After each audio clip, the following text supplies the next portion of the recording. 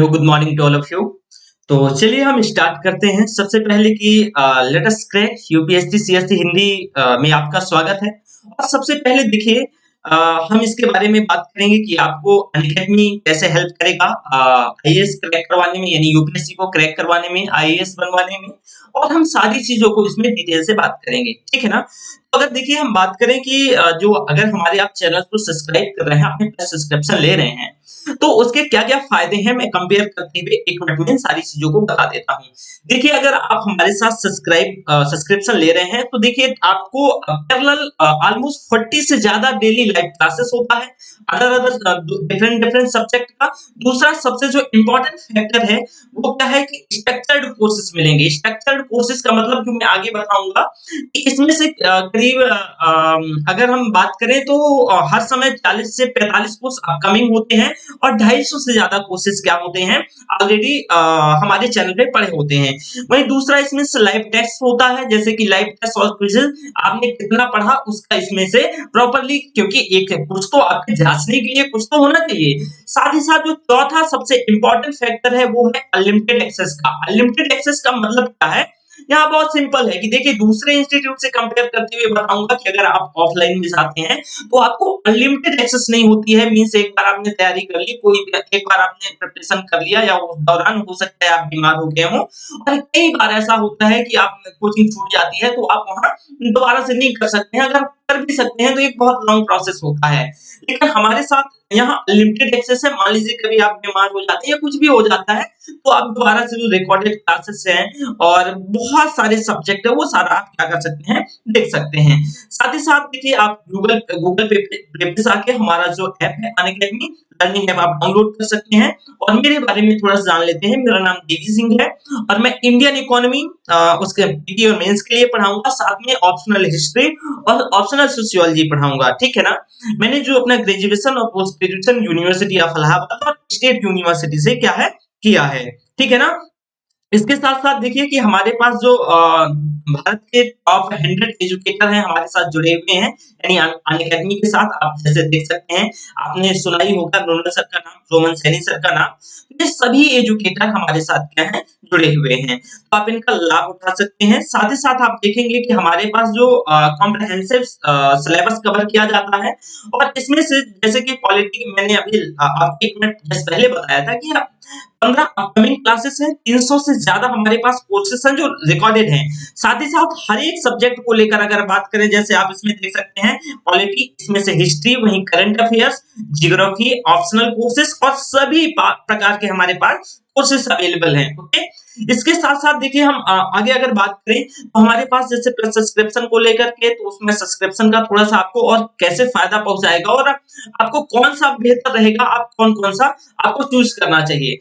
तो देखिए plus subscription की अगर हम बात करते हैं तो जो कि बिगिनर स्टूडेंट है उन्हें 3 साल या 2 साल का जो एकदम यानी 12th पास किया है, जो यूपीएससी क्रैक करना चाहते हैं, और मैंने अपने इंस्टीट्यूट के बारे में यानी अपनी संस्था के बारे में मैंने बताया ही, अनअकैडमी के बारे में मैंने बताया ही आपको डिटेल से कि इसमें से हमारे दुनिया भारत के सबसे बेहतर फैकल्टी हमारे साथ जुड़ी हुई है, ठीक है ना।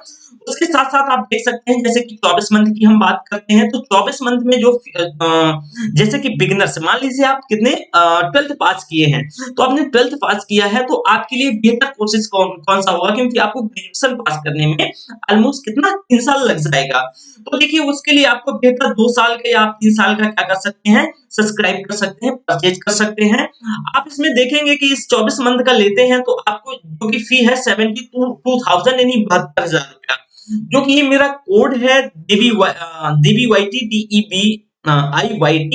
इसको आप जैसे आप यूज करेंगे इस कोड को सब्सक्रिप्शन लेते वक्त, आपको 10% का क्या हो जाएगा, डिस्काउंट मिल जाएगा और इसकी फी कितनी पहुंच जाएगी, ताकि 64,800 रुपया। ओके, इसके साथ साथ अगर हम बात करते हैं तो जैसे कि 3 साल का इसमें से मैंने बताया, 3 साल का क्या सिस्टम है, इसमें से 90,000 फी है और जो कि 10% आप मेरा ये कोड यूज करेंगे तो इस कोड को यूज करते हुए आपको 10% का डिस्काउंट मिलेगा और जाके फी होगी 81,000 यानी 81,000, ठीक है।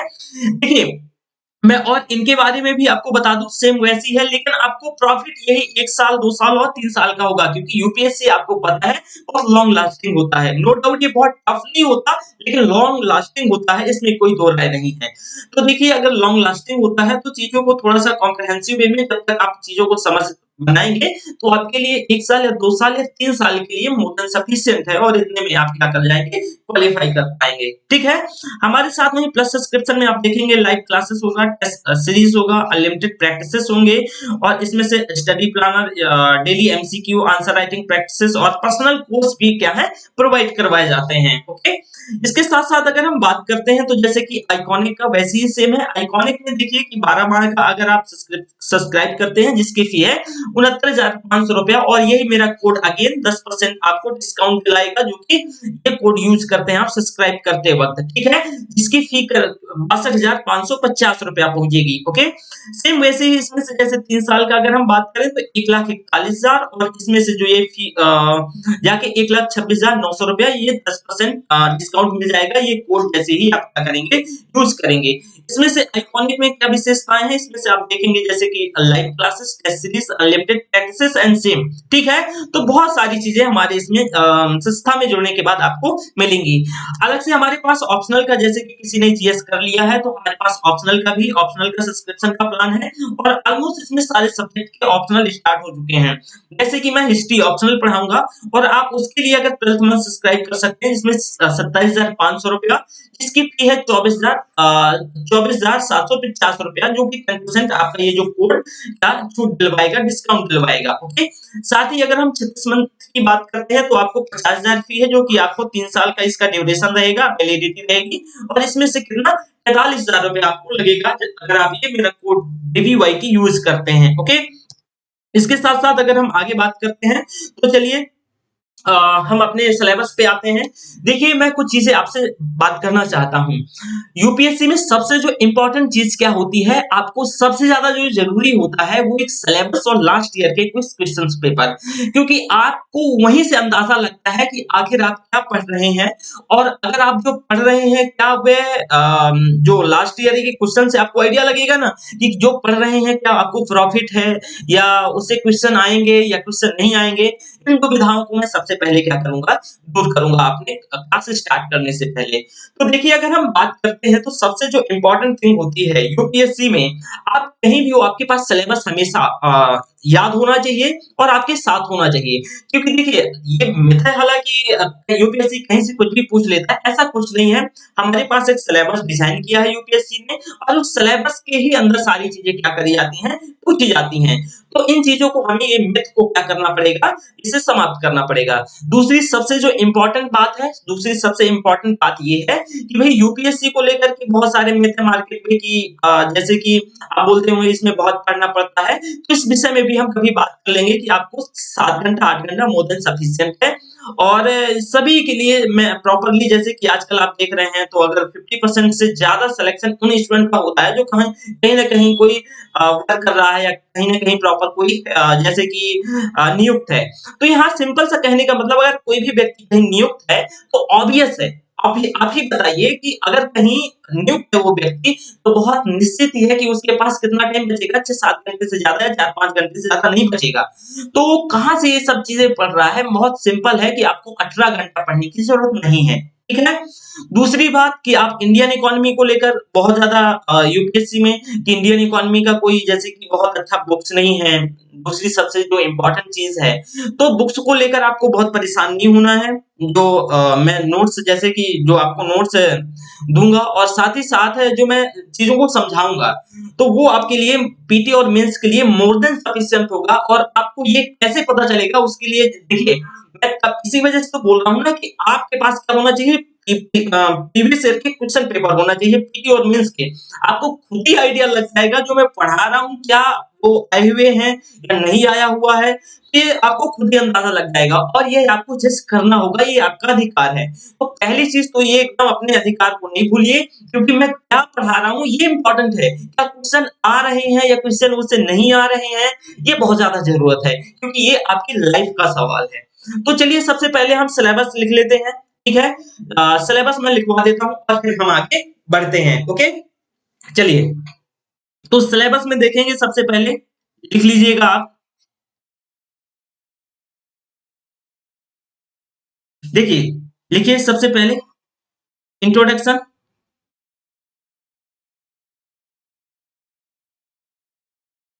इंट्रोडक्शन, ठीक है। इसमें से हम क्या क्या पढ़ेंगे, इसमें से जैसे कि अगर हम बात करें तो इसमें से अर्थव्यवस्था क्या है, पूरा इंट्रोडक्शन इसका। साथ ही साथ जो अर्थशास्त्र है, अर्थशास्त्र में देखेंगे उसके प्रकार, ठीक है। और उसके प्रकार के साथ इसमें से जो सेक्टर्स हैं, जो अर्थ सॉरी, इसमें से जो सेक्टर्स हैं, जो उसके क्लासिफिकेशन है, इसके बारे में हम डिटेल से जानेंगे।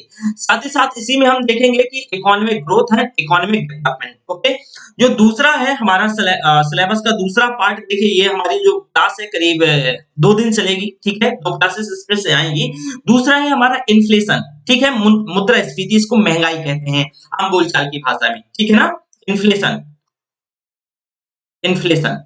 तो देखिए इन्फ्लेशन बहुत इंपॉर्टेंट है पीटी के लिए खासकर, ठीक है। तो बहुत इंपॉर्टेंट है। और हाँ, दूसरी बात, एक चीज मैं आपको ये बताना चाहूंगा कि देखिए सिर्फ पीटी और मेंस ऐसा कुछ अलग नहीं होता है, बस हमने अपनी सुविधाओं के लिए इसको अलग अलग बांट रखा है।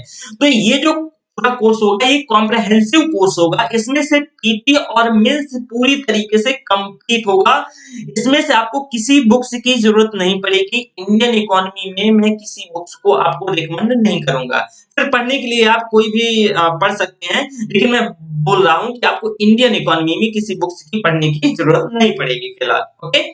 तीसरा जो हमारा जो दूसरा है मुद्रास्फीति, इसको हिंदी में क्या कहते हैं, मुद्रास्फीति कहते हैं, ठीक है, मुद्रास्फीति। जो हमारा तीसरा है वो है मॉनेटरी पॉलिसी, मॉनेटरी पॉलिसी,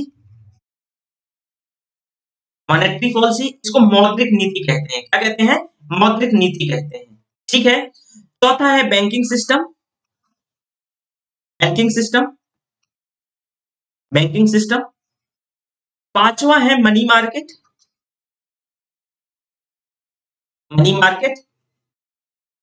देखिए ये पूरा सिलेबस है, आपको सिलेबस पहले मैं लिखवा देता हूं ताकि आपको किसी प्रकार से कोई समस्या ना हो, ठीक है ना। जो हमारा छठवां है मनी मार्केट के बाद capital market, capital market, capital market, money market, capital market. फिर हमारा अगला जो है number 7, national income, national income, national income. Next जो हमारा अगला है वो क्या है, fiscal system, fiscal system, fiscal system. अगला है हमारा टैक्सेशन, टैक्सेशन,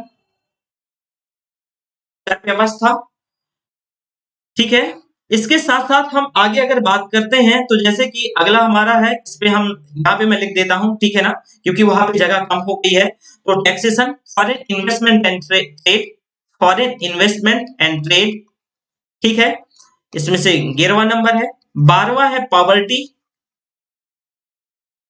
गरीबी, पॉवर्टी। 13वां है प्लानिंग, प्लानिंग। 14 है बेरोजगारी,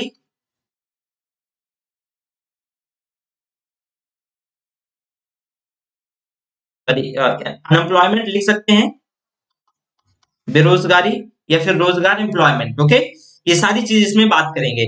उसके साथ साथ आपको अगला 15वां IMF world bank, IMF world bank. और अगला नंबर है एग्रीकल्चर, एग्रीकल्चर, एग्रीकल्चर। अगला है इंडस्ट्री, इंडस्ट्री, इंडस्ट्री, ठीक है ना। एग्रीकल्चर इंडस्ट्री हो गया। और लास्ट है investment model, investment, investment model, ठीक है। तो ये हमारा सिलेबस है। मैंने आपको सिलेबस लिखवाया है, आप इसे लिख लीजिएगा सिलेबस, ठीक है। उम्मीद करता हूँ ये क्लासेस करीब हमारी जो क्लासेस होगी करीब 130 घंटे से 150 घंटे के बीच का ये क्लासेस होगा, ठीक है। और इसमें जो बजट और ये सारी चीजें इसमें से मैं आपको पढ़ाऊंगा। हाँ, मैंने मनी मार्केट और ऑलमोस्ट कैपिटल मार्केट क्या है दोनों लिखवा दिया होगा। तो अब उम्मीद करता हूँ कि ये सारी चीजें आपको क्या है सिलेबस आपने लिख लिया होगा। चलिए अब आते हैं हम इंट्रोडक्शन में। देखिए इंट्रोडक्शन में हम क्या पढ़ेंगे और कैसे पढ़ेंगे चीजों को। एक चीज और मैं आपको यहाँ बताना चाहूंगा कि अगर आपको चीजें समझ नहीं आती हैं, ठीक है, तो आप मुझसे मैं आपको टाइम दूंगा। और ये तो जैसे कि आप रिकॉर्डेड सेशन है कुछ दिन, इसके बाद जैसे मैं आपको टाइम दूंगा और उस टाइम के दौरान आपके जितने भी डाउट है वो लूंगा और आप वहां मुझसे सारे क्वेश्चन पूछ सकेंगे, ठीक है। तो चलिए देख लेते हैं हम। देखिए जो अर्थशास्त्र है, जो इकोनॉमिक्स है, ये यहाँ पे मैं लिख देता हूँ, ठीक है ना। इकोनॉमिक्स है, इकोनॉमिक्स, ये एक ग्रीक शब्द इकोनोमिया से उत्पन्न हुआ है। मैं दोबारा से कह रहा हूं, अर्थशास्त्र शब्द है, इकोनॉमिक्स है, ये ग्रीक शब्द ओइकोनोमिया से उत्पन्न हुआ। किससे? ओइकोनोमिया से उत्पन्न हुआ है। ओइकोनोमिया अगेन दो शब्दों से मिलकर बना है। जो इकोनोमिया है ये दो शब्दों से मिलकर बना है, एक ओइकोस और दूसरा नोमोस। यानी जो ओइकोस और दूसरा नोमोस। ओइकोस का मतलब होता है गृह अथवा फैमिली, नोमोस का मतलब होता है प्रबंधन अथवा मैनेजमेंट, ठीक है। तो मैंने क्या बताया, जो अर्थशास्त्र है, ये अर्थशास्त्र यानी इकोनॉमिक्स, ये ग्रीक शब्द इकोनोमिया से उत्पन्न हुआ है। ओइकोनोमिया दो शब्दों से ओइकोस और नोमोस से मिलकर बना है। ओइकोस का मतलब होता है फैमिली, नोमोस का मतलब होता है प्रबंधन, मैनेजमेंट। तो हम ये कह सकते हैं, बहुत साधारण परिभाषा के तहत हम ये कह सकते हैं कि एक परिवार, ध्यान से सुनिएगा मैंने क्या बताया, कि एक परिवार अपने सीमित संसाधनों के साथ अपने खर्च को कैसे मैनेज करता है। या फिर आप ये कह लीजिए कि एक परिवार का मैनेजमेंट का ही अध्ययन क्या है, एक परिवार का, एक फैमिली का जो प्रबंधन है उसका ही अध्ययन इकोनॉमिक्स है। ये तो बहुत सिंपल हो जाएगा, क्योंकि एज अ विषय वस्तु, एज अ सब्जेक्ट, अगर हम इकोनॉमिक्स की बात करें तो इसकी विषय वस्तु क्या है, अर्थव्यवस्था है, यानी इकोनॉमी है।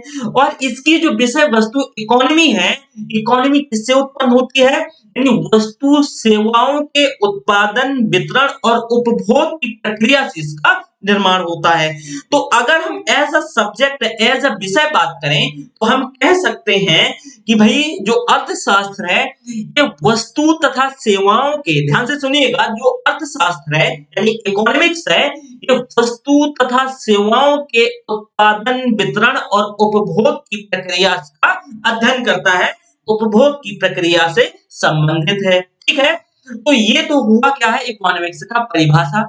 लेकिन मैंने बताया कि देखिए, पहले मैंने क्या बताया कि जो इकोनोमिया है, दो शब्द इकोस और नोमोस से मिलकर बना है।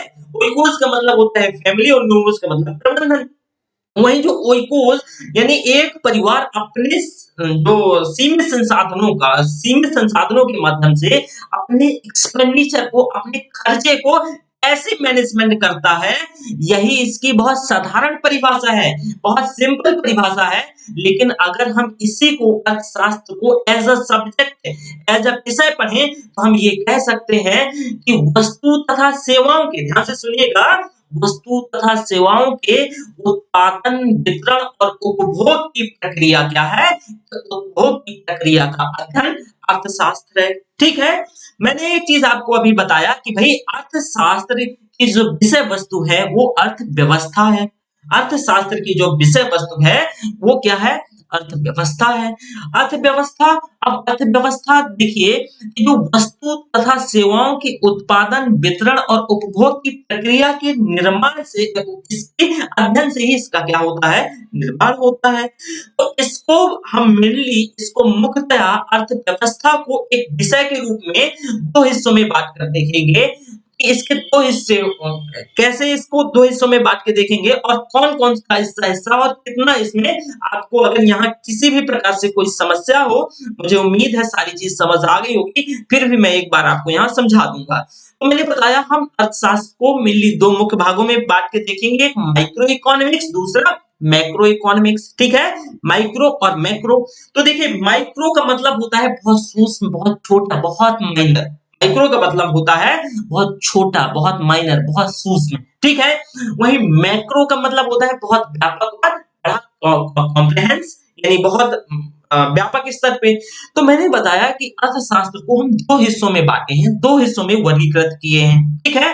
तो एक तो माइक्रो और दूसरा मैक्रो। स्पेलिंग देख लीजिएगा इसका, माइक्रो और मैक्रो, यानी यहाँ पे लिखा है हिंदी में भी, ठीक है ना। इसको व्यष्टि और समष्टि, ध्यान से सुनिएगा, हिंदी में इसको व्यष्टि और समष्टि, ठीक है। तो हम कह सकते हैं कि भाई जो इसको दो हिस्सों में बांटा गया है, एक व्यष्टि अर्थशास्त्र, दूसरा समष्टि अर्थशास्त्र। व्यष्टि, ये भी एक अगेन, जो व्यष्टि का मतलब होता है बहुत छोटा और समष्टि का मतलब होता है बहुत बड़ा। तो अर्थव्यवस्था के बहुत छोटे छोटे पहलुओं का अध्ययन, छोटे छोटे हिस्सों का अध्ययन माइक्रो इकोनॉमिक्स कहलाता है। मैंने क्या बताया, अर्थव्यवस्था के बहुत छोटे छोटे हिस्सों का अध्ययन, छोटे छोटे पहलुओं का अध्ययन माइक्रो इकोनॉमिक्स कहलाता है। क्या कहलाता है? माइक्रो इकोनॉमिक्स कहलाता है। वहीं अगर हम बात करें मैक्रो इकोनॉमिक्स की, तो मैक्रो अर्थव्यवस्था के व्यापक हिस्सों का अध्ययन मैक्रो क्या कहलाता है? मैक्रो इकोनॉमिक्स कहलाता है, ठीक है। तो उम्मीद करता हूं यहां तक आपको किसी भी प्रकार का क्या होगा, कोई भी यहाँ कंफ्यूजन नहीं होगा। थोड़ा सा इसको एक बार और मैं क्या करता हूँ, रिकैप करता हूँ, और आप यहाँ पे देखिएगा। मैंने बताया भैया ये जो इकोनॉमिक्स है ये ओइकोनोमिया से बना है। किससे? ओइकोनोमिया से उत्पन्न हुआ है। ओइकोनोमिया दो शब्दों से, एक है ओइकोस, ओइकोस, दूसरा नोमोस, ठीक है। देखिए आपको याद रखने के लिए ये सिस्टम, ये तरीका बहुत बेहतर है। कैसे? कि मैंने आपको एक पूरी थ्योरी समझा दी, अब थ्योरी आपको वर्ड टू वर्ड तो याद नहीं होगी, शब्द सा याद नहीं होगा। तो आपको क्या करना होगा कि भाई एक जैसे कि एक चार्ट के माध्यम से आप एक फ्रेमवर्क करते हुए चीजों को बेहतर ढंग से क्या कर पाएंगे, समझ पाएंगे। तो जैसे उइकोस का मतलब होता है क्या? फैमिली। उइकोस का मतलब फैमिली, इसका मतलब होता है मैनेजमेंट। तो फैमिली का मैनेजमेंट, देखिए बहुत साधारण स्तर में फैमिली का मैनेजमेंट, इसका क्या है? मैनेजमेंट। यहाँ पे लिख देता हूं मैं ना, मैनेजमेंट क्या कहलाता है? ध्यान से सुनिएगा, इकोनॉमिक्स कहलाता है, ठीक है। तो ये तो बहुत इसकी सिंपल और बहुत साधारण परिभाषा हो गई, ठीक है। उसके साथ साथ अगर हम बात करते हैं, तो मैंने एक चीज और आपको बताई कि भाई अर्थशास्त्र को हम मुख्यतः दो हिस्सों में बांट के देखते हैं, एक माइक्रो इकोनॉमिक्स, दूसरा मैक्रो। तो माइक्रो इकोनॉमिक्स के बारे में देख लीजिए, देखिए ये भी एक ग्रीक वर्ड है, जो ये भी क्या है, ये ग्रीक वर्ड है। इसको हिंदी में व्यष्टि अर्थशास्त्र कहते हैं, और इसका अर्थ जो मैंने बताया बहुत छोटा, बहुत सूक्ष्म क्या होता है, बहुत छोटा और बहुत माइन्यूट। एक उदाहरण से यहाँ भी मैं चीजों को समझाना चाहूंगा। आपको याद होगा, मैं अपनी हर एक क्लास में इस चीज का जिक्र जरूर करता हूँ कि पहले जो एक सिम कार्ड होता था, देखेंगे कि ऐसा सिम कार्ड कुछ होता था। कितना सिम कार्ड होता था? बाद में कुछ सिम कार्ड कुछ ऐसा, ये फुल था, ये क्या था? फुल सिम कार्ड था। बाद में वो इतना आया, ठीक है, ये क्या था? मैक्रो, ठीक है। अब वही सॉरी, कितना हो गया? ये क्या हो गया? माइक्रो। ये क्या हो गया? माइक्रो। तो ये तो बहुत छोटा हो गया ना। सेम वैसे देखिए माइक्रो भी ये क्या है? ग्रीक वर्ड, और इसका मतलब होता है सूक्ष्म और बहुत छोटा। मैंने क्या कहा कि अर्थशास्त्र के बहुत छोटे छोटे पहलुओं का अध्ययन, छोटे छोटे हिस्सों का अध्ययन क्या कहलाता है? माइक्रो इकोनॉमिक्स कहलाता है, ठीक है। अब छोटे छोटे हिस्से जैसे कि, जैसे फॉर एग्जाम्पल आप ये देख सकते हैं, एक परिवार के स्तर पे, दोबारा से सुनिएगा, एक परिवार के स्तर पे मांग, ठीक है, उस परिवार के स्तर पे अगर मांग होगी तो क्या होगा? उसका जो सप्लाई भी होगी। तो एक इकाई के स्तर पर उसका क्या किया जाना? प्रोडक्शन अर्थात सप्लाई किया जाना। कि माइक्रो इकोनॉमिक्स का क्या है? उदाहरण है, ठीक है। ये किसका? माइक्रो इकोनॉमिक्स का उदाहरण है। साथ ही साथ देखेंगे कि इस खरीद बिक्री की प्रक्रिया में कोई तो इन्वॉल्व होगा, कुछ तो जो मार्केट इन्वॉल्व होगा, वो उस मार्केट का भी अध्ययन माइक्रो इकोनॉमिक्स के अंतर्गत क्या किया जाएगा? करा जाएगा, ठीक है। तो माइक्रो इकोनॉमिक्स भी समझ आ गया होगा कि माइक्रो का मतलब बहुत छोटा, और साथ में छोटे छोटे पहलुओं का अध्ययन क्या है? माइक्रो इकोनॉमिक्स कहलाता है। जैसे कि किसी परिवार के स्तर पे मांग आई और उसी छोटी इकाई के स्तर पे उसकी सप्लाई कर दी गई, तो मांग और सप्लाई का कोई तो माध्यम होगा जिस मार्केट में ये की जा रही होगी। इन सभी का अध्ययन क्या कहलाएगा? व्यष्टि अर्थशास्त्र अर्थात माइक्रो इकोनॉमिक्स कहलाएगा। क्या कहलाएगा? माइक्रो इकोनॉमिक्स कहलाएगा। माइक्रो इकोनॉमिक्स एक बेस का काम करती है पूरे अर्थव्यवस्था के लिए। ठीक है, ये क्या है? एक बेस है। कैसे बेस है कि आपको बता दूं, पूरी इकोनॉमी किससे मांग और सप्लाई यानी डिमांड एंड सप्लाई, मांग और आपूर्ति पे क्या है? टिकी हुई है। तो इसका तो बेस हुआ ना, जैसे कि कोई इमारत को खड़ी करना है तो उसमें बेस क्या होना चाहिए? बेस होना चाहिए। ठीक वैसे ही इकोनॉमी को अगर हमें बहुत बेहतर बनाना है, स्टैंडर्ड बनाना है, बहुत इनहांस करना है, तो उसको क्या करना होगा कि हमें उसका बेस मजबूत करना होगा। ठीक है, तो यानी माइक्रो इकोनॉमिक्स भी क्या है? एक बहुत इंपॉर्टेंट रोल अदा करती है। तो इसके ऊपर क्या है? समष्टि अर्थव्यवस्था आधारित होती है, यानी मैक्रो इकोनॉमिक्स आधारित होती है। क्या? मैक्रो। मैक्रो ध्यान रखिएगा, यहाँ समष्टि, ये व्यष्टि अर्थव्यवस्था पर कौन, यानी जो व्यष्टि मतलब छोटा हो गया, इस पे समष्टि अर्थव्यवस्था क्या होती है? आधारित होती है। तो आप देख सकते हैं कि भाई समष्टि अर्थव्यवस्था कैसे आधारित होती है, उसके भी बारे में थोड़ा सा देख लीजिए कि समष्टि अर्थव्यवस्था कैसे, और ये क्या है समष्टि अर्थव्यवस्था।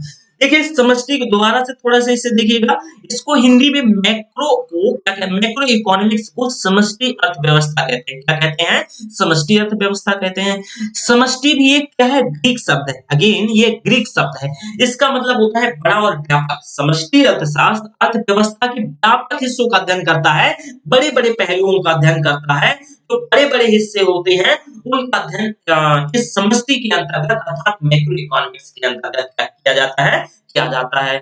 इससे आप ये कह सकते हैं कि जैसे कि देश के स्तर पे, ध्यान रखिएगा, आर्थिक क्रियाओं का विकास, जैसे देश के स्तर पे ये तो बड़ा हो गया, ठीक है, बड़े लेवल पे हो गया है ना, तो देश के स्तर पे आर्थिक क्रियाओं का विकास, ठीक है ना। जैसे कि मान लीजिए मैंने क्या बताया था, समझ, जरा व्यष्टि को ध्यान रखिए, तब इसको कंपेयर करते हुए पढ़िए तो समझ आएगा। मैंने व्यष्टि में बताया था कि भाई परिवार के स्तर पे मांग हो रही है, इकाई के माध्यम से सप्लाई किया जा रहा है। लेकिन समष्टि में एक देश के स्तर पे जो आर्थिक क्रियाओं का क्या है? अध्ययन इसी से संबंधित होता है। साथ ही साथ देखेंगे इकोनॉमिक ग्रोथ। इकोनॉमिक ग्रोथ का मतलब कि जीडीपी। अभी मैं आगे बताऊंगा कि इकोनॉमिक ग्रोथ ये न्यूमेरिक होती है, ये किसी डेटा से संबंधित होती है, ये नंबर से संबंधित होती है। और जीडीपी, इकोनॉमिक ग्रोथ का मतलब जीडीपी का बढ़ना, इकोनॉमिक ग्रोथ का होना, ये भी समष्टि के अंतर्गत आता है। आपसे ये एग्जाम में, परीक्षा में, पीटी में ही पूछा जा सकता है कि कुछ सेक्टर में और आपसे पूछ बैठे कि ये बता दो जरा कि कौन सा माइक्रो और कौन सा मैक्रो का पार्ट है, तो आपको यहाँ चीजें क्या होगा? ध्यान रखना होगा। यहाँ बहुत, ये कोई बहुत रॉकेट साइंस नहीं है, बहुत मैंने बहुत लेवल पे समझाया चीजों को, बहुत और बहुत आसान भाषा में चीजों को मैंने क्या किया? समझाया। साथ ही साथ आर्थिक विकास, ठीक है ना, इकोनॉमिक डेवलपमेंट, ठीक है, इकोनॉमिक डेवलपमेंट को, ये सारे वर्ड को आपको परेशान नहीं होना है, ये जो भारी भरकम वर्ड है इतनी आसान भाषा में इतनी आसानी से समझाऊंगा कि आपको पता भी नहीं चलेगा और आप इकोनॉमी में एक बहुत अच्छे स्टूडेंट हो जाएंगे। ठीक है, तो आर्थिक विकास, ठीक है, इसका भी अध्ययन, यानी इकोनॉमिक डेवलपमेंट, ठीक है, इकोनॉमिक ग्रोथ और इकोनॉमिक डेवलपमेंट, ये बहुत बिगर लेवल पे है। वही मौद्रिक नीतियां, ठीक है ना, मौद्रिक नीतियां देश के स्तर पे होती है ना, तो इनका अध्ययन, राजकोषीय नीतियां यानी फिस्कल पॉलिसीज, बेरोजगारी, गरीबी, मुद्रास्फीति, राष्ट्रीय आय, इन सभी का अध्ययन मैक्रो के अंतर्गत होता है। किसके अंतर्गत? इन सभी का अध्ययन मैक्रो इकोनॉमिक्स के अंतर्गत किया जाता है। ठीक है, आप ये कह सकते हैं कि किसी भी अर्थव्यवस्था में अगर हमें लगातार कंटिन्यूएशन क्या है? ग्रोथ चाहिए, तो उसके लिए व्यष्टि और समष्टि दोनों क्या है? एक इंपॉर्टेंट रोल अदा करती हैं। जैसे कि मैंने बताया, और इसको कैसे, इसको जस्टिफाई भी करते हैं ना, मैंने ये तो बोल दिया कि भाई किसी भी अर्थव्यवस्था में अगर हमें लगातार कंटिन्यू ग्रोथ चाहिए, तो उसके लिए दोनों चीजें, यानी व्यष्टि इकोनॉमिक्स और यानी व्यष्टि अर्थशास्त्र और समष्टि अर्थशास्त्र, दोनों क्या है? बहुत बड़ा रोल अदा करती हैं, दोनों इंपॉर्टेंट रोल। तो कैसे? देखिए, अगर आप ही सोचिए कि एक परिवार के स्तर पे मांग नहीं होगी, तो परिवार के स्तर पे मांग नहीं होगी, तो जो कंपनियां हैं, जो इंडस्ट्री है, इकाई है, औद्योगिक यूनिट है, वो सप्लाई नहीं करेगी, तो ऑब्वियस है, तो इकोनॉमी तो यही कोलैप्स कर गई। लेकिन अगर मांग बहुत अधिक होती है, सभी एम्प्लॉय का वेतन बढ़ जाता है और वो वेतन बढ़ जाता है तो लोग मांग करते हैं, जब मांग करते हैं तो देखिए जैसे वेतन बढ़ा, ठीक है, लोगों ने मांग ज्यादा कर दी, फिर लोगों ने क्या किया कि अपने वेतन की बढ़ोतरी की मांग, क्योंकि उनपे देखिएगा मुद्रास्फीति का भार पड़ने लगेगा। ये चैप्टर पढ़ाऊंगा तो वहां भी समझाऊंगा मुद्रास्फीति का, क्योंकि देखिए ये पूरा डिमांड और सप्लाई का खेल है, यहाँ चीजों को समझिएगा और इन्हें रिलेट करिएगा। मैंने कहा कि मान लीजिए कि 100 एम्प्लॉई हैं और उनका क्या कर बढ़ गया वेतन, जब उनका अचानक वेतन बढ़ गया तो उनने मार्केट में दबाव डाल दिया, उनने मांग को पैदा कर दिया, मांग को जन्म दे दिया। और जब उनने मांग को जन्म दे दिया तो अब देखिएगा, अगर मान लीजिए 100 लोगों का वेतन बढ़ा, सभी ने मांग को जन्म दिया, लेकिन जो हमारे पास जो सप्लाई थी वो 50 लोगों के लिए थी। तो ऑब्वियस है मांग की तरफ ज्यादा रस है और किसकी तरफ, सप्लाई की तरफ लोग कम है, तो मांग को क्या है ज्यादा बढ़ने की वजह से सप्लाई थोड़ा सा धीमी पड़ जाएगी या फिर जो चीजें होंगी वो महंगी हो जाएंगी, क्या है वो स्वतः मुद्रास्फीति देखने को मिलेगी। और जब मुद्रास्फीति का दोबारा से भार उन एम्प्लॉय पे पड़ेगा तो वह सरकार या अपने प्राइवेट फंड में दोबारा से मांग को जन्म देंगे, क्या करेंगे वो दोबारा से मांग को जन्म देंगे। मतलब ये पूरी साइकिल, ये पूरी प्रक्रिया चलती रहेगी। तो देखिए ये पूरी प्रक्रिया को मेंटेन करने के लिए पॉलिसीज बनाई जाएंगी, ठीक है। इसी को लेते हुए क्या है इकोनॉमिक ग्रोथ होगा, आर्थिक समृद्धि होगी। और देखिए ध्यान दीजिएगा, सभी का वेतन बढ़ेगा तो उनका आर्थिक समृद्धि तो देश में होगी, लेकिन हो सकता है आर्थिक विकास भी हो। मैं ये क्यों कह रहा हूं कि हो सकता है, क्योंकि वेतन का बढ़ जाना जरूरी नहीं है कि उस व्यक्ति का आर्थिक विकास ही हो। तो इस वजह से इस आर्थिक विकास के लिए सारी चीजों को मेंटेन करने के लिए एक देश के स्तर पे मौद्रिक नीतियों को, मॉनेटरी पॉलिसीज की जरूरत पड़ेगी। और मॉनेटरी पॉलिसीज का अध्ययन समष्टि यानी मैक्रो इकोनॉमिक्स के अंतर्गत क्या किया जाता है, अध्ययन किया जाता है। तो मैंने जैसे कि बताया कि किसी भी अर्थव्यवस्था में अगर हमें कंटिन्यूएशन ग्रोथ चाहिए तो व्यष्टि और समष्टि दोनों आधार इंपॉर्टेंट होते हैं। वहीं व्यष्टि आधारों में जैसे कि हम बात कर सकते हैं कि भाई एक कोई फैमिली है, वो क्या करता है मांग को जन्म देता है, और एक कंपनी के द्वारा जो प्रोड्यूसिंग कंपनी है वो कोई भी उसको आइटम को क्या करती है प्रोड्यूस करती है, और प्रोड्यूस करते वक्त वो एक बाजार ऑब्वियस उत्पन्न हो जाएगा। तो ये सभी चीजें क्या हो जाएंगी, ये सारी चीजें क्या हो जाएंगी, ये माइक्रो के अंतर्गत आएंगी। लेकिन इन्हीं सब सारी चीजों का क्या है, जैसे नीतियां बनाना, निवेश करना, ये सारी चीजें मैक्रो के अंतर्गत आ जाएंगी, ठीक है। तो ये कहीं ना कहीं एक दूसरे पर क्या है, इंटरडिपेंडेंट है, ठीक है, क्या है एक दूसरे पर इंटरडिपेंडेंट है। तो उम्मीद करता हूं यहाँ तक आपको किसी भी प्रकार से कोई भी स्टूडेंट को कोई डाउट नहीं होगा।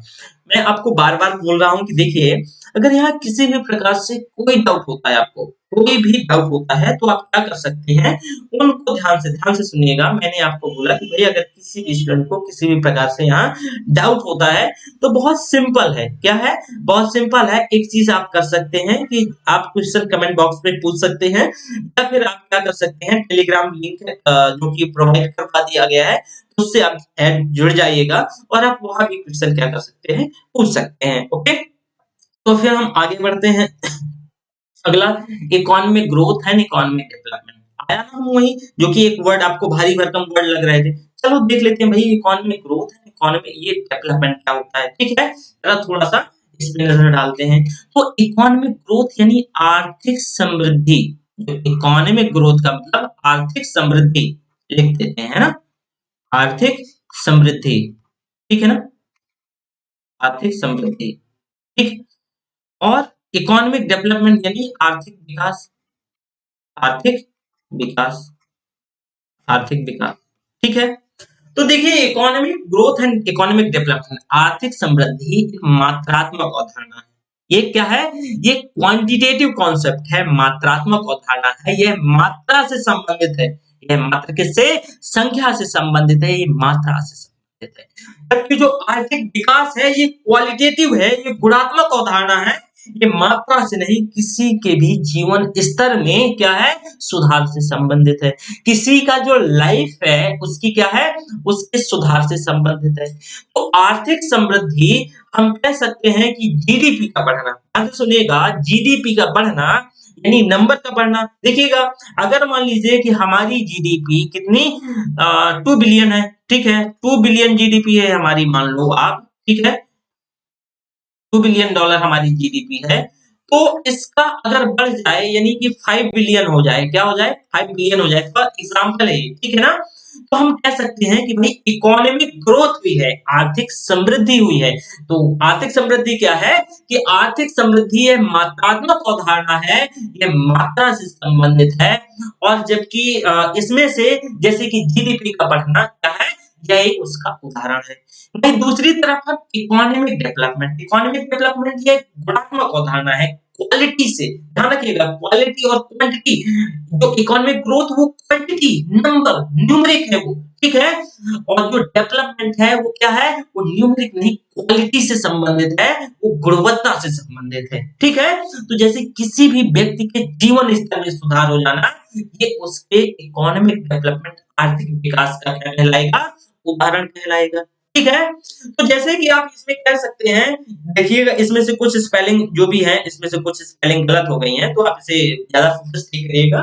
मैं उसमें आपको इसी वजह से चीजों को क्या है समझा रहा हूँ, ठीक है ना।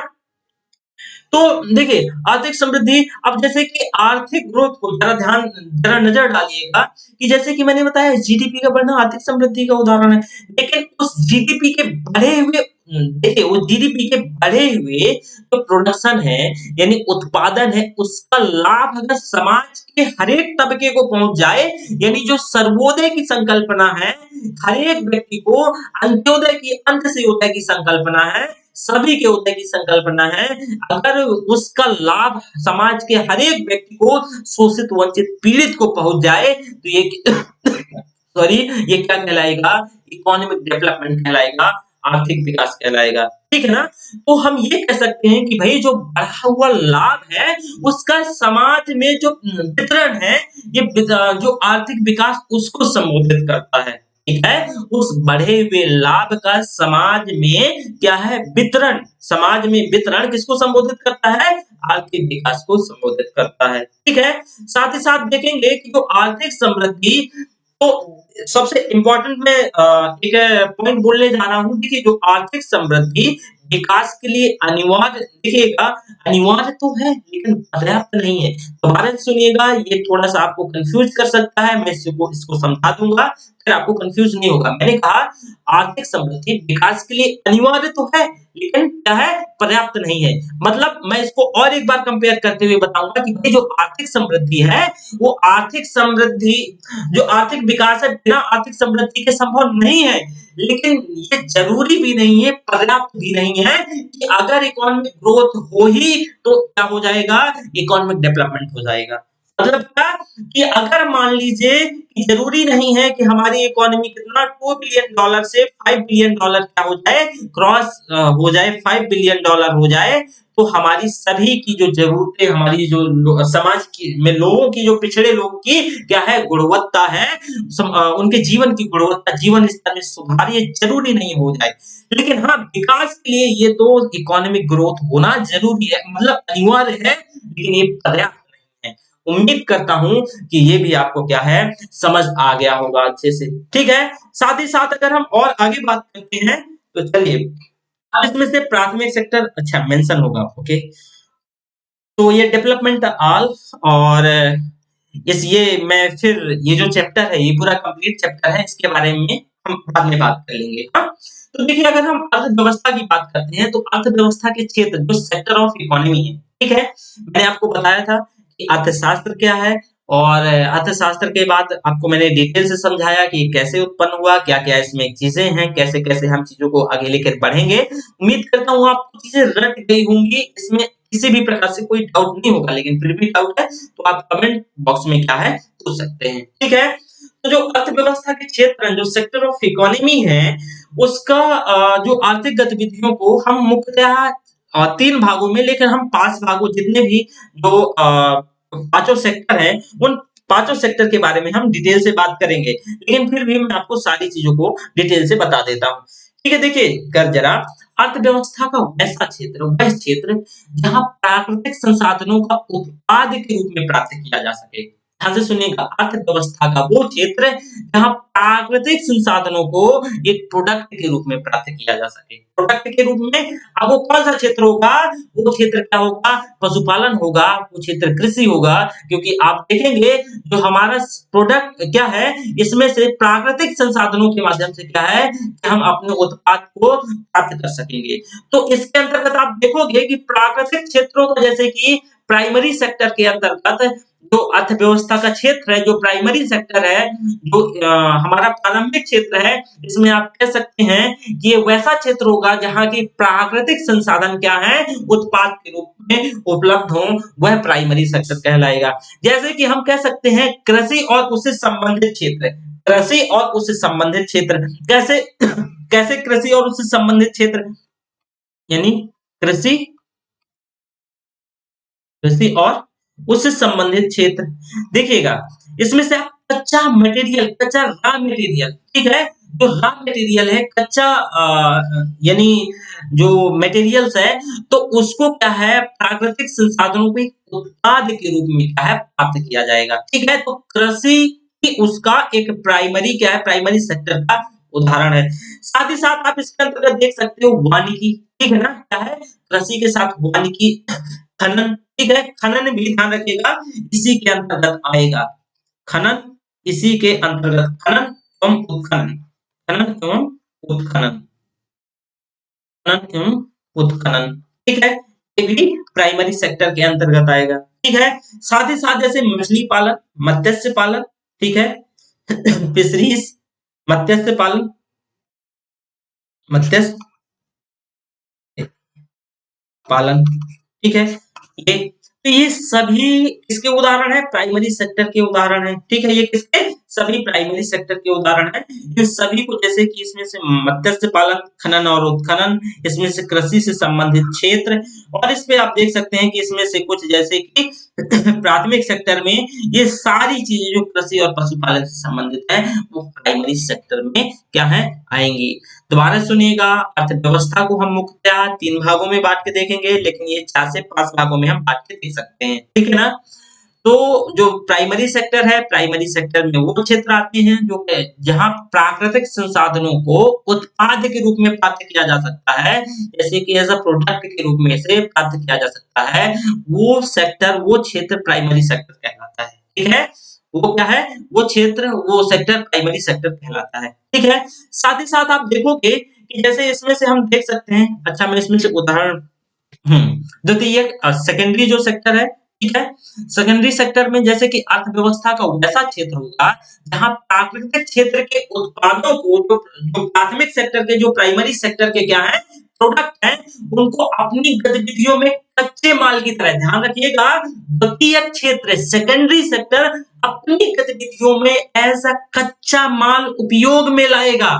यहाँ दोबारा से ध्यान देने योग्य बात है, मैंने द्वितीयक सेक्टर की बात करी, अर्थव्यवस्था का वह क्षेत्र जो प्राथमिक क्षेत्र का जो प्रोडक्ट है, तो क्या है, प्राइमरी सेक्टर का जो प्रोडक्ट है, जैसे कि प्राइमरी सेक्टर का कृषि से संबंधित, मान लीजिए कोई प्रोडक्ट है, कृषि से संबंधित क्या है, कृषि से संबंधित क्या है, प्रोडक्ट है, ठीक है, तो कृषि से संबंधित जो प्रोडक्ट है, अगर इसका उपयोग सेकेंडरी सेक्टर अपनी गतिविधियों के रूप में करे, सेकेंडरी सेक्टर यानी जो दूसरा ये क्षेत्र है, दूसरा क्षेत्र क्या करे, अपनी गतिविधियों के लिए एज अ कच्चा माल, रॉ मटेरियल्स के लिए क्या करे, उपयोग करे, वह सेकेंडरी सेक्टर या द्वितीयक क्षेत्र कहलाता है। वो क्या है, सेकेंडरी सेक्टर या द्वितीयक क्षेत्र कहलाता है, ठीक है। मैं दोबारा से इस चीज को बता देता हूँ, आप भूलिएगा नहीं, प्राइमरी वो सेक्टर जिसमें से प्राकृतिक संसाधनों का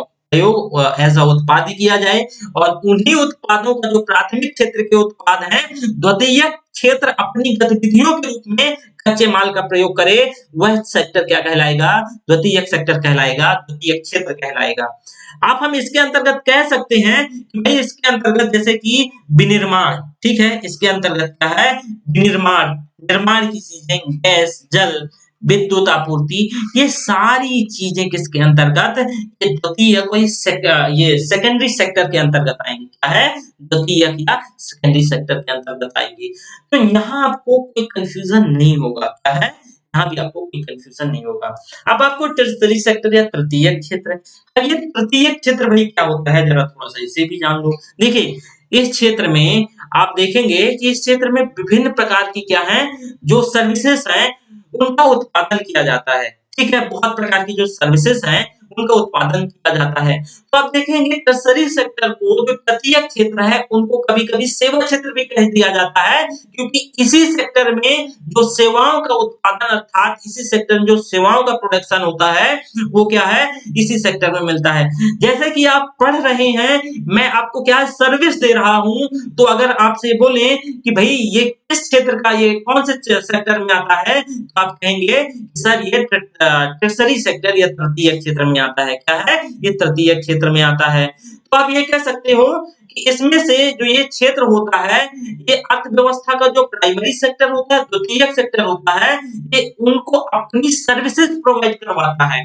देखिए दोबारा से सुनिएगा, मैंने बताया जो ये तृतीयक क्षेत्र होता है, जो तृतीयक क्षेत्र होता है, तृतीयक क्षेत्र ये अर्थव्यवस्था के अर्थव्यवस्था के जो प्राइमरी, पहला और दूसरा सेकेंडरी सेक्टर, इन दोनों को अपनी क्या देता है, सेवा देता है। हम इन दोनों को अपनी सेवा प्रदान करता है। ठीक है, इन दोनों को अपनी सेवा प्रदान करता है, और यहाँ सेवाओं का उत्पादन होता है। यहाँ सेवाओं का उत्पादन होता है, सेवाओं का उत्पादन होता है, इस वजह से इसको सेवा क्षेत्र भी कहा जाता है। क्या, सेवा क्षेत्र भी कहा जाता है। तो आपसे कहीं, हालांकि यूपीएससी तो नहीं, लेकिन स्टेट सिविल सर्विस में पूछ सकता है कि ये जो सेवा क्षेत्र है वो कौन सा सेक्टर है अर्थव्यवस्था का। ठीक है, तो जो सेवा क्षेत्र है वो तृतीयक अर्थात टर्सरी सेक्टर है। क्या है, तृतीयक सेक्टर है। इसमें क्या क्या आएगा, जैसे कि मैंने आपको बताया, देखिए अभी हम जब चतुर्थ सेक्टर और पंचम सेक्टर बताऊंगा, तो उसमें थोड़ा सा टेक्निकलिटीज है। तो जैसे मैंने बताया कि आपको सर्विस प्रोवाइड करवा रहा हूँ, ठीक है, तो ये सर्विस एक बहुत मोटे-मोटे तौर पे, ये तो है सर्विस, वो सर्विस है, लेकिन यह सर्विस वैसी, ये सर्विस इंटेलिजेंसी से संबंधित है। तो हम इसको चौथे पांचवें सेक्टर से जोड़ के देखेंगे, लेकिन मैंने बोला कि इस सेक्टर के अंतर्गत सेवाएं प्रोड्यूस करी जाती हैं, तो वैसी सेवाएं जहां इंटेलिजेंसी का प्रयोग नहीं होता है, जैसे कि आप देखेंगे कि परिवहन में, रेस्तरां में, और उसके स्टोरेशन यानी भंडारण में, कोल्ड स्टोरेज जैसे है, तो इनमें एज सच कोई इसमें बहुत टेक्नोलॉजी या इंटेलिजेंसी का प्रयोग नहीं होता, इस वजह से ये टर्सरी सेक्टर है। तो ये तो तीन क्षेत्र हो गए, मुख्यतः यही तीन क्षेत्रों में इकोनॉमी को बांट के देख सकते हैं, लेकिन हम ओवरऑल और इसको हम क्या करें, बड़ा देखें और बड़ा करें, और इसको और एक्सप्लेन करें और इसका फैलाव करें, इसका चतुर्थ और पांचवा सेक्टर भी क्या करना होगा, हमें देखना होगा। ठीक है, तो जरा उसको भी देख लेते हैं चतुर्थक। ये कौन सा क्षेत्र होता है, देखिए जो ये एक्चुअल में क्षेत्र, आप ये कह सकते हैं कि ये एक प्रकार का उप क्षेत्र ही है, ये तृतीयक क्षेत्र का उप क्षेत्र ही है, ये उसी से उत्पन्न हुआ है, तृतीयक क्षेत्र से उत्पन्न हुआ है, क्योंकि मैंने बताया था लास्ट में कि इसमें से जो ज्ञान से संबंधित, इसमें वॉइस से संबंधित, इसमें से विजडम से संबंधित सेवाएं शामिल होती हैं। ध्यान से सुनिएगा, जो चतुर्थक सेक्टर है, जो क्वाटरनरी सेक्टर है, इसमें अर्थव्यवस्था के अंदर जो विजडम से संबंधित सेवाएं होती हैं, तो इंटेलिजेंस क्या होती है, विजडम से संबंधित होती हैं, वो क्या होती हैं, वो चतुर्थ सेक्टर के अंतर्गत, चतुर्थ सेक्टर के अंतर्गत या क्वाटरनरी सेक्टर के अंतर्गत क्या होती हैं, लाई जाती हैं। ठीक है, तो चतुर्थक सेक्टर से संबंधित जो गतिविधियां आप देखेंगे, तो जैसे कि इसमें सूचनाओं का संग्रहण, जो डाटा का संग्रहण है, ठीक है, सूचनाओं का अध्ययन और उनका एनालिसिस। ठीक है, मान लीजिए आपने डेटा का एनालिसिस, ठीक है, तो ये तो इंटेलिजेंस भाई विजडम से संबंधित है। ठीक है, गाड़ी चलाना बहुत विजडम से संबंधित नहीं है, ठीक है, लेकिन ये डेटा का एनालिसिस करना विजडम से संबंधित है, और वहीं जैसे कि इसमें से डेटा का संग्रहण करना विजडम से संबंधित है, तो ये सारा सेक्टर क्या है, चतुर्थ सेक्टर के अंतर्गत आएगा। किसके, चतुर्थक सेक्टर के अंतर्गत आएगा। तो दोबारा से सुनिएगा कि भाई चतुर्थक सेक्टर क्या है, चतुर्थक जो क्षेत्र है, ये कौन सा क्षेत्र है। मैंने बताया कि जो तीसरे क्षेत्र का ही एक तरीके से यह उप क्षेत्र है, लेकिन हम ये कह सकते हैं कि भाई इसके अंतर्गत इसमें से जो ज्ञान से संबंधित सेवाएं होती हैं, ठीक है ना, जिसमें ज्ञान का प्रयोग होता है, किससे, विजडम का प्रयोग होता है, वाइज का प्रयोग होता है, ज्ञान से संबंधित जो सेवाएं होती हैं, ज्ञान से संबंधित सेवाएं होती हैं, ये सभी सेवाएं चतुर्थक क्षेत्र के अंतर्गत क्या की जाती है, लाई जाती हैं। इसको क्वाटरनरी सेक्टर कहा जाता है। क्या कहा जाता है, क्वाटरनरी सेक्टर कहा जाता है। अब हम अगर अब अगला देखेंगे, वो क्वाटरनरी सेक्टर यानी पंचक क्षेत्र या पांचवा क्षेत्र, ठीक है। इसमें देखिएगा, एक तरीका ये हाइब्रिडाइजेशन ही है अपने ये पिछले सेक्टर यानी थर्ड एंड फोर्थ का, लेकिन फिर भी मुख्य आपको 3 ध्यान रखना है, हालांकि यहाँ से पूछा नहीं जाएगा, बस इसमें से मैं बता देता हूँ, ठीक है ना। तो पंचम क्षेत्र, ये इसमें से जैसे बहुत हाई यील्ड यानी उच्च किस्म की सेवाओं को क्या किया जाता है, ये उसमें से जन्म दिया जाता है। यहाँ उच्च किस्म की सेवाएं होती हैं, ये उससे संबंधित क्षेत्र होता है। जैसे कि आप इसमें से देखोगे कि जैसे कि गोल्ड कॉलर प्रोफेशनल्स, ठीक है, ये तो बहुत माइनर लोग होते हैं और इसमें से बहुत मतलब इस क्षेत्र में बहुत एक्सपर्टीज होनी चाहिए, ठीक है ना। तो जैसे इसमें से प्रोफेशनल, साथ ही साथ इसमें से वो अपना क्षेत्र का बहुत स्पेशलिस्ट होना चाहिए, बहुत स्पेसिफिक व्यक्ति होना चाहिए, स्पेसिफिक आदमी होना चाहिए, उसकी जो सेवा वो प्रोड्यूस करेगा, वो सेवा पंचक क्षेत्र के अंतर्गत, क्वाटरनरी सेक्टर के अंतर्गत क्या है, आएगी। आप कह सकते हैं कि इसके अंतर्गत जैसे कि टेक्नोलॉजी है, ठीक है, इसमें से रिसर्च सेंटर है, शोध है, ठीक है, तो इन सारी चीजें क्या है, ये सारी सेवाएं पंचक क्षेत्र के अंतर्गत आएंगी। किसके अंतर्गत, पंचक क्षेत्र के अंतर्गत आएंगी, ठीक है। इससे पहले की एक चीज मैं और आपको बताना चाहूंगा, ये थोड़ा सा मैं आपको रिवीजन भी करवा देता हूँ ताकि आप चीजों को क्या है, भूल ना जाए, है ना। तो जितना भी मैंने पढ़ाया है, और मैं आपको एक चीज ये बता दूं यहाँ से चलिए मैं थोड़ा सा आपको बता देता हूँ कि इसमें से क्या-क्या इम्पोर्टेंट इम्पोर्टेंट सब है, ठीक है। मैं ये नहीं कह रहा कि इम्पोर्टेंट है, इम्पोर्टेंट इसमें सब है, लेकिन आप कैसे चीजों को याद रखेंगे।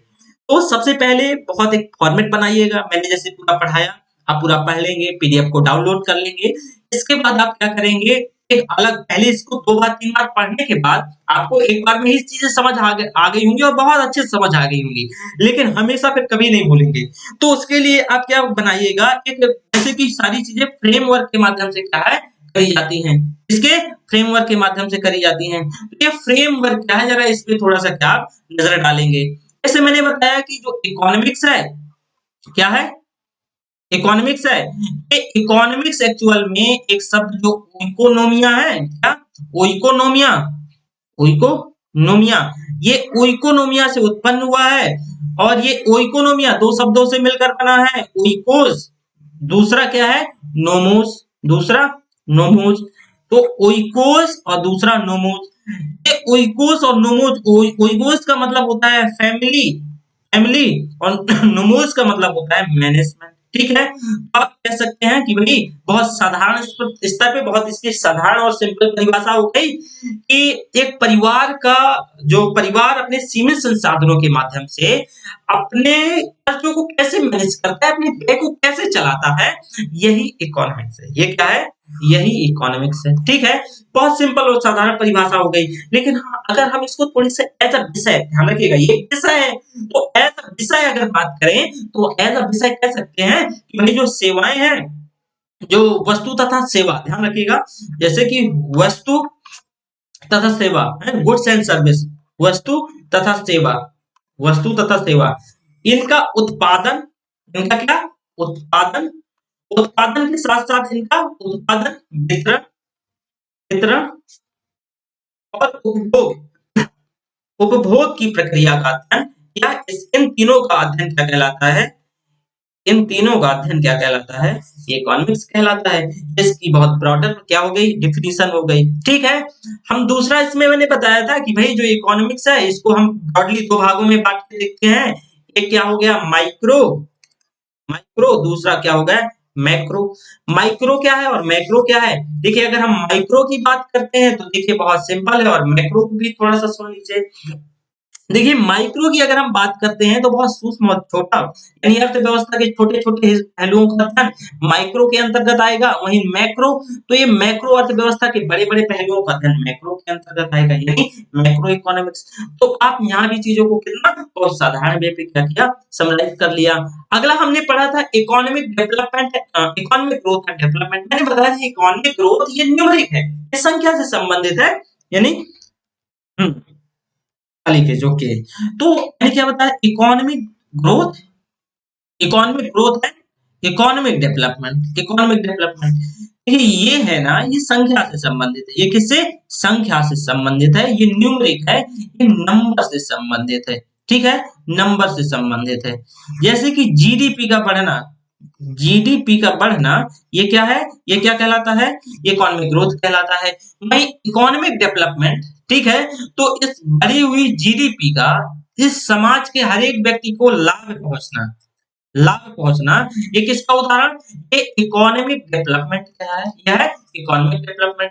मतलब इस, ये गुणवत्ता परक है। ये क्या है? गुणवत्ता परक है, गुणवत्ता परक है। यानी कि इसके जीवन स्तर में सुधार की बात करता है, उसके लाइफ स्टाइल उस पे, यानी जीवन जो जीने का उसका तरीका है, मतलब जीवन है, उसके लाइफ में उसके इन्हांसमेंट की क्या करता है?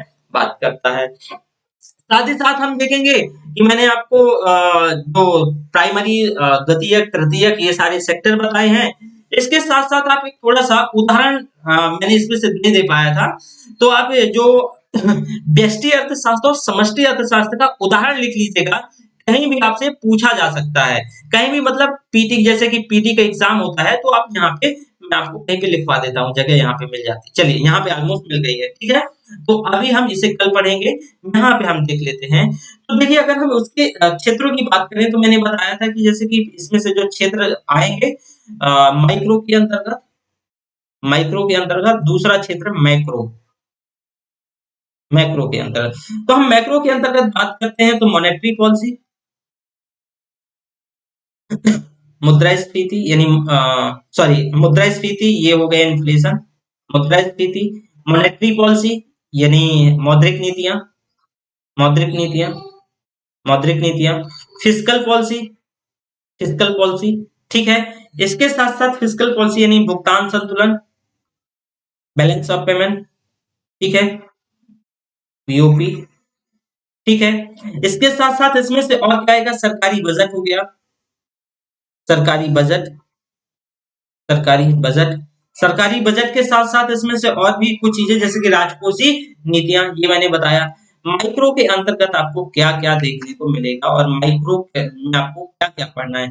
अगर हम माइक्रो के अंतर्गत बात करते हैं, तो जैसे उत्पादक व्यवहार सिद्धांत, ठीक है, इसमें से उपभोक्ता व्यवहार सिद्धांत, उत्पादक व्यवहार सिद्धांत और कीमत व्यवहार सिद्धांत, ये माइक्रो के अंतर्गत आएंगी।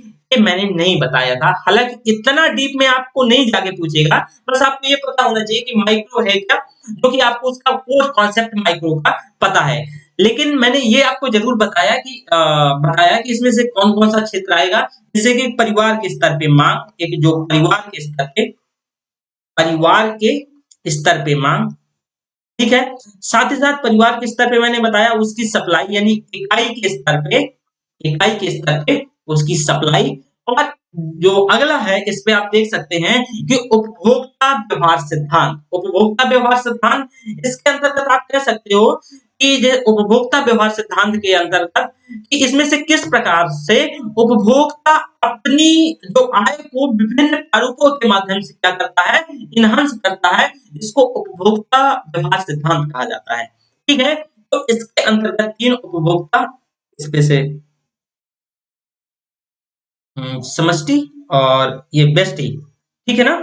तो समष्टि हम पढ़ रहे थे, तो समष्टि के अंतर्गत मैंने तीन बताया: उपभोक्ता व्यवहार सिद्धांत, उपभोक्ता व्यवहार सिद्धांत, ठीक है, व्यवहार सिद्धांत, उत्पादक व्यवहार सिद्धांत, उत्पादक, और तीसरा ये है कीमत। ये कीमत, मार्केट में जो कीमत निर्धारित होता है, वो कीमत सिद्धांत पे ही होता है। कीमत सिद्धांत क्या है? देखिए, अगर हम कीमत सिद्धांत की बात करते हैं, तो व्यष्टि अर्थशास्त्र का ये सबसे इंपॉर्टेंट फैक्टर होता है, ये सबसे इंपॉर्टेंट घटक होता है। अगर हम वाइटल कंपोनेंट जो माइक्रो इकोनॉमिक्स के हैं, उस पे अगर हम बात करें, तो कीमत सिद्धांत सबसे इंपॉर्टेंट होता है। इसमें आप कह सकते हो कि इसमें से कीमत का क्या किया जाता है? स्टडी किया जाता है कि कैसे कीमत को मैनेज किया जाए, बाजार में इसको कैसे संतुलित बनाया जाए, कैसे निर्धारित किया जाए। सबसे इंपॉर्टेंट फैक्टर क्या है? कीमत सिद्धांत माइक्रो इकोनॉमिक्स का। तो वही मैंने जो हालांकि उसको बहुत कम थोड़े से कम शब्दों में बताया था कि वही एक परिवार के स्तर पे क्या होती है, मांग होती है, तो एक प्रोड्यूसर आएगा, ठीक है, पहले तो एक परिवार के स्तर पे तो उपभोक्ता है वो मांग किया, फिर एक प्रोड्यूसर आएगा, उत्पादक आएगा, ठीक है, ये दोनों चीजों को मैनेज करेंगे, जब फाइनली ये मैनेज हो जाएंगी, ठीक है, तो कीमत सिद्धांत आएगा और कीमत सिद्धांत इसका सबसे क्या है, अपना इम्पोर्टेंट फैक्टर है, ठीक है। तो आपने इन क्षेत्रों को बहुत डिटेल से क्या है देखा। साथ ही साथ मैं एक दो उदाहरण और आपको इसमें लास्ट में ये बताना चाहूंगा कि मैंने प्राइमरी सेक्टर में मैंने बताया था कि जैसे कि वानिकी और कृषि और उससे संबंधित जो सारे क्षेत्र हैं वो प्राइमरी सेक्टर के अंतर्गत आते हैं, और जो निर्माण गैस और ये सारी निर्माण गैस जल विद्युत आपूर्ति ये सारी सेकेंडरी सेक्टर के अंतर्गत आती हैं, ठीक है। साथ ही साथ मैंने टर्सरी सेक्टर के उदाहरण आपको नहीं बताया था, टर्सरी सेक्टर का उदाहरण शायद आपको नहीं बताया था, चलिए मैं आपको टर्सरी सेक्टर का उदाहरण लिख देता हूँ, ठीक है। टर्सरी सेक्टर में जैसे रियल एस्टेट आप देखोगे, जैसे कि रियल एस्टेट हो गया, रियल एस्टेट के साथ साथ चिकित्सा हो गया, ठीक है, एजुकेशन हो गया, बैंकिंग बीमा हो गया, लोक प्रशासन और प्रतिरक्षा हो गया, वित्तीय सेवाएं हो गई, ये सभी सेवाएं ध्यान रखिएगा, मैंने बार बार बोला ना बैंकिंग सेवा, अब आप ये नहीं बैंकिंग को वहां नहीं लेके जाइएगा टर्सरी क्वार्टनरी सेक्टर पे, ठीक है ना, एक टर्सरी सेक्टर पे बैंकिंग सेवा, रियल एस्टेट, चिकित्सा, ठीक है, चिकित्सा भी इसी के अंतर्गत आता है, एजुकेशन भी इसी के अंतर्गत आता है, ठीक है, लोक प्रशासन और प्रतिरक्षा यानी एडमिनिस्ट्रेशन भी इसी के अंतर्गत क्या है आता है। तो ये सारी चीजें जैसे कि वित्तीय व्यवस्था, बैंकिंग सिस्टम, बैंकिंग बीमा व्यवस्था, ठीक है, बीमा व्यवस्था, चिकित्सा, ये सारी सेवाएं टर्सरी सेक्टर के अंतर्गत आती है। जो चौथा सेक्टर है इसमें से आप देखेंगे जैसे कि विशेषीकृत आप देखोगे, इसमें से उन्नत किस्म की सेवाएं दी जाती हैं जिसको बहुत स्पेसिफिकेशन होता है इस क्षेत्र में, तो वो चतुर्थ सेक्टर के अंतर्गत, और पांचवें सेक्टर में बहुत उन्नत किस्म की क्या होती हैं सेवाएं होती हैं। कल का जो हमारा क्लास होगा उसमें से हम क्लासिफिकेशन नेचर ऑफ इकोनॉमी पढ़ेंगे, यानी अर्थव्यवस्था का क्या वर्गीकरण या फिर अर्थव्यवस्था का स्वरूप, यानी अर्थव्यवस्था के क्या क्या प्रारूप है, इनको हम क्या करेंगे डिटेल से देखेंगे, ठीक है। तो थोड़ा सा मैं उसमें आपको क्या क्या पढ़ाऊंगा उसको बहुत है, ये लंबा टॉपिक हो जाता है, तो उसमें आपको क्या क्या चीजें अगर आपको कहीं से मिले तो पढ़ के आइएगा, नहीं कोई बात नहीं है, मैं तो पढ़ाऊंगा ही, देखिए मेरा कहने का है कि एक बार पढ़ के आएंगे तो चीजें थोड़ी बहुत आपके दिमाग में बनी रहेंगी। तो जैसे कि जो राज्य सरकार की भूमिका के आधार पे जो कुछ इकोनॉमी है, जो अर्थव्यवस्था है, ठीक है, तो उसमें आप देखोगे कि उसमें कौन कौन सा सेक्टर आता है, जैसे आपकी जो पूंजीवादी अर्थव्यवस्था सरकार के अंतर्गत आती है, इसमें से समाजवादी अर्थव्यवस्था और उसमें मिश्रित अर्थव्यवस्था, ये कभी ये सभी को कौन है कौन सरकार निर्धारित एक तरीके से करती है, सरकार और राज्य की इसमें से बहुत इंपॉर्टेंट भूमिका होती है, तो इनको हम देखेंगे। इसमें से देखेंगे विकास की, जो विकास के आधार पे अगर हम बात करें तो आपने सुना होगा विकसित अर्थव्यवस्था, विकासशील अर्थव्यवस्था और अल्प विकसित अर्थव्यवस्था, ये विकास के स्तर पे अर्थव्यवस्थाओं की बात करी जाती है। निर्भरता के आधार पर अर्थव्यवस्थाओं की बात करी जाती है, जैसे कि आत्मनिर्भर अर्थव्यवस्था, जैसे सॉरी अर्थव्यवस्था जैसे अमेरिका, ठीक है, उसमें से आश्रित अर्थव्यवस्था होती है और परस्पर आश्रित अर्थव्यवस्था होती है। इन सभी को हम डिटेल से कल के लेक्चर में क्या करेंगे अपने बात करेंगे। साथ ही साथ नियोजन के आधार पर अर्थव्यवस्थाओं को बांटा गया है, जैसे कि नियोजन के आधार पर अर्थव्यवस्था की तो योजनाबद्ध एक अर्थव्यवस्था होती है, और गैर योजनाबद्ध जैसे कि कोई योजना बहुत योजना करके अर्थव्यवस्थाओं की जो चीजें हैं उनको मैनेज किया जाता है, योजनागत अर्थव्यवस्था कहलाती है। और उसमें बहुत सारे सेक्टर होते हैं जैसे कि खुली अर्थव्यवस्था, एक बंद अर्थव्यवस्था, इन सभी को हम क्या कर लेंगे डिटेल से बात करेंगे। तो हमारा ये जो इंट्रोडक्शन वाला पार्ट रहा, उम्मीद करता हूँ आपको किसी प्रकार से किसी भी स्टूडेंट को कोई यहाँ डाउट नहीं होगा। अगर आपको यहाँ किसी प्रकार से कोई डाउट होता है तो आप क्या कर सकते हैं कमेंट बॉक्स में कमेंट करके क्या करेंगे पूछ लेंगे, ठीक है। तो थैंक यू वेरी मच, फिर हम जल्दी मिलते हैं आपसे।